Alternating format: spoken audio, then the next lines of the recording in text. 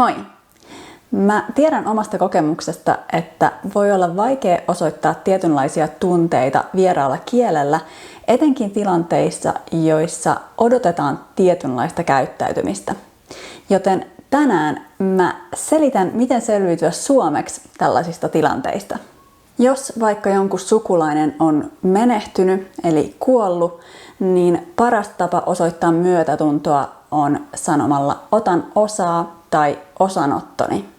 Jos sä tunnet tämän surevan henkilön vähänkin paremmin, niin sä voit sanoa lisäksi onpa ikävä kuulla ja toivottaa voimia. Jos sä haluat vielä jatkaa keskustelua ja sun täytyy itse arvioida, onko tämä sopiva tilanne vai ei, sä voit vielä kysyä, milloin hautajaiset on.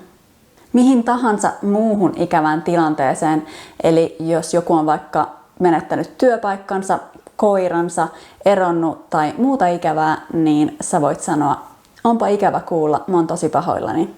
Okei, siirrytään iloisempiin aiheisiin.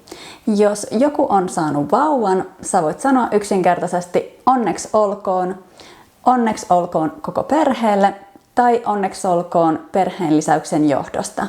Sä voit kysyä, miten äiti ja vauva voi ja milloin ne pääsee kotiin sairaalasta. Mutta yleensä tähän ei vaadita muita kysymyksiä, koska uudet vanhemmat mielellään kertoo, kuinka iso tämä vauva oli ja paljon muita asioita, mitä sä mieluummin et tietäisi. Ja jos mietitään mitä tahansa muuta elämän tapahtumaa, niin onneksi olkoon sopii kaikkialle. Ja jos sä haluat vähän hifistellä, niin sä voit aina lisätä valmistumisen johdosta, kihlauksen johdosta ja niin edelleen.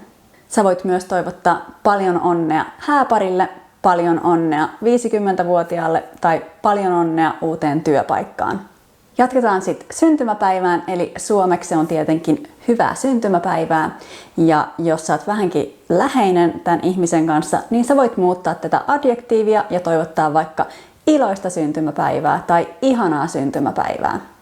Jos mietitään erilaisia juhlapäiviä, niin joulun ja uuden vuoden toivotukset voi olla hyvää joulua ja hyvää uutta vuotta, mutta tosi yleinen kombo on hyvää joulua ja onnellista uutta vuotta.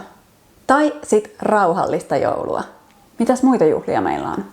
No, hyvää pääsiäistä ja hyvää juhannusta, eli ihan perustoivotukset.